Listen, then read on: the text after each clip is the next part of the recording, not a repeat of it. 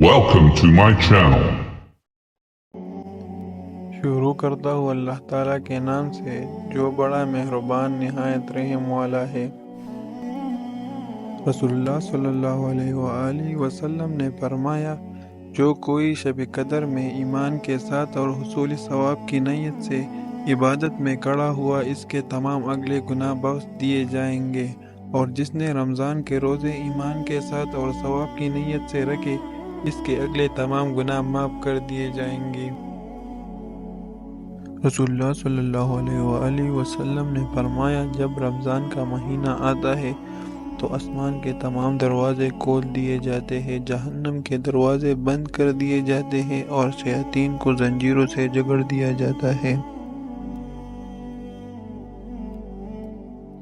رسول کریم صلی اللہ علیہ وآلہ وسلم نے فرمایا، اگر کوئی شخص جھوٹ بولنا اور دغا بازی کرنا روزے رکھ کر بھی نہ چھوڑے تو اللہ تعالیٰ کو اس کی کوئی ضرورت نہیں کہ وہ اپنا کھانا پینا چھوڑ دے۔ ہم نبی کریم صلی اللہ علیہ وآلہ وسلم کے ساتھ تھے تو آپ صلی اللہ علیہ وآلہ وسلم نے فرمایا، اگر کوئی صاحب طاقت ہو تو اسے نکاح کر لینا چاہیے، کیونکہ نظر کو نیچے رکھنے اور شرمگاہ کو بدپیلی سے محفوظ رکھنے کا یہ ذریعہ ہے، اور کسی میں نکاح کرنے کی طاقت نہ ہو تو